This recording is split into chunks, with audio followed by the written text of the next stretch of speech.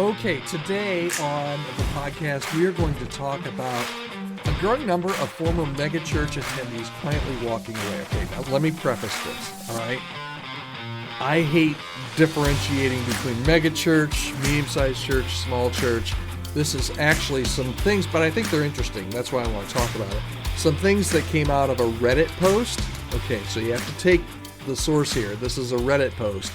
But actually, some of the comments I thought were really interesting. I think, sure, they do tend to maybe move toward megachurch because of some of the comments. But we're talking just the number of people that walk away from church. Maybe your church, you're not a megachurch, but you have people leave and they're not at all doing it in a dramatic exit or any kind of deconstruction story. But this Reddit article had some supposedly anyway, real quotes, but they made sense to me from people who left megachurches. So we're going to talk about that today here on the podcast. My name's Todd Rhodes, and I'm one of the co-founders over at chemistrystaffing.com, and you are listening to the Healthy Church Staff Podcast, where I am also privileged to be your host. Okay, so let's talk about this. People leaving churches, whether it's a megachurch or a small church, a lot of times people leave. Sometimes they leave and they're angry, like they're really ticked off. Sometimes they're not, right? They're not angry. They're not making a scene, but they're done. Okay? So let's talk about that. I'm going to give you some quotes here, and we're going to dissect each one of these, just you and me here, just to talk through some of these, because I think regardless of the size of your church, you may hear that. But actually, if they're leaving quietly, you may not be hearing this. But this might give you some insight, all right? Many former attendees, according to this article, shared a pretty similar sentiment. And it said that no one noticed I was gone.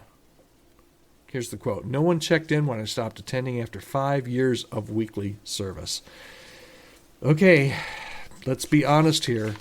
Your systems might be efficient, but are they relational, pastors? Are people known? Or are people just counted? And man, if this hurts, if you've been attending and even volunteering someplace and you're gone for a few weeks and nobody checks on you to make sure that you're doing okay, that kind of means that maybe, I don't know, that your systems might be counting numbers, but not really doing very good relationally. So maybe try implementing maybe some small group shepherding. Maybe these people aren't in a small group, so they're hard to track. I get that. But maybe a care ministry, some touch points beyond attendance tracking that could really help this type of person that kind of quiet leaves a church, okay? Another quote, some people said they just kind of got tired of the performance-driven culture. Here's the quote in the article. It says, I feel like I was watching a concert and a TED Talk, not worshiping or learning about how to follow Jesus. Okay, so I get this, and I'm not quite sure how to respond about that. Now, I think there is a growing tendency over the last 10 years, okay, for people to really crave authenticity more than polish. They want transformation, not just inspiration. And we're seeing this trend. This is not a new trend. You've heard of it. We've talked about it here on the podcast. This is a trend that we're seeing particularly among younger attenders, okay? They're looking for causes. They're looking for that transformation piece. They're looking for authenticity. They don't care if you're polished at all. Matter of fact, they relish the mistakes sometimes. So maybe you just need to tweak your weekend planning meetings and ask just not what will wow them, but what will disciple them, what will form them. Zip through a couple more of these. There was no room for doubt or questions.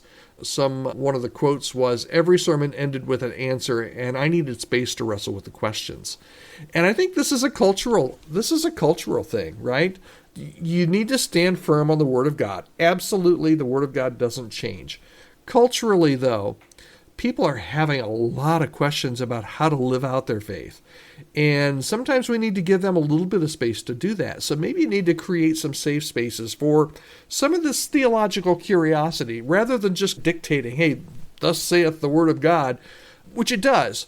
But maybe some forums or some Q&A nights or even some moderated Slack or Discord style communities for deeper conversation where people can ask their questions, because everybody has questions. Not everybody's been to seminary. Not everybody thinks everything is as cut and dry. They need to talk through it. Okay?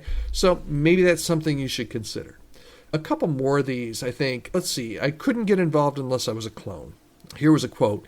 There was a mold to fit in, and if you didn't fit in, you were just a guest forever.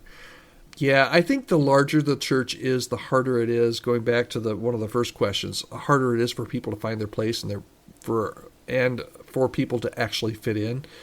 The larger your church gets, I think the more you have to work at this. You need to empower those diverse voices and personalities and ages and callings so that you don't just recruit people to fill spots, but that you really get to know people, that you really get to develop people. We've been talking on the podcast here about all the things that AI can do these days, but AI cannot do this. AI cannot form relationships and cannot make people feel special.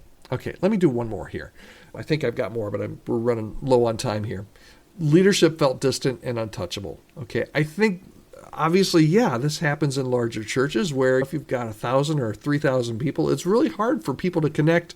And some people really feel like they need to have that personal handshake and that eye to eye and you know who I am by name thing. And I'm not saying that's bad. And it gets harder the larger you go. But here's the quote for this one. I served on 3 teams and still never talked to a pastor. Okay? In large churches, this happens easily. Sometimes it shouldn't, but it does. Smaller churches, man, this happens too. If you don't have a pastor that's really out there, really trying to meet the people and know people, it doesn't make that okay. So here's my thought here. You need to model humility. You need to be visible. You need to show up in real ways. One thing I read in a book, boy, I wish I remember who said this, but it was essentially the idea, and I thought, this is good. I understand the practicality of it is maybe a little bit more difficult. But if you're the pastor of a church and you withhold your email address from people, that might be a site that you can easily get out of touch, or that you're getting too big and that people are not going to feel, not that everybody has to have 100% access, but they need to at least feel like they have access in some way. Show up in real ways, walk the halls, pray with them, be in the lobby. Don't be a green room ghost. Okay, so if you're a church leader, hear this. Okay, this is the bottom line for today. Most people don't leave because of one big issue. Believe it or not, most people don't leave churches because of theology, right? They leave because of small disconnections that nobody noticed. Matter of fact, they don't notice until it's too late. And sometimes, unfortunately, man, they never notice because they don't know people are gone. People come and go, and pastors don't know. Want to avoid this in your church? Let's talk, man. I'd love to offer a free 30-minute call to talk through some of this in your church. We have people on our team here at Chemistry Staffing that can help you build a healthier, more connected church culture. We do that all the time. We love to do that. And we'd love to work with your church if that's something that might be of value to you. If you're just like, Todd, I don't know where to even start. Let's start with a phone call. Let's start with a Zoom call and just see if there's any way that we can help. I'd love to hear your story regardless. Okay, so you can reach out to me anytime, podcast@chemistrystaffing.com. If you've got a comment, leave a comment here as well. And we will be here again tomorrow right here on the podcast. Totally different subject tomorrow. So come back and we will talk then.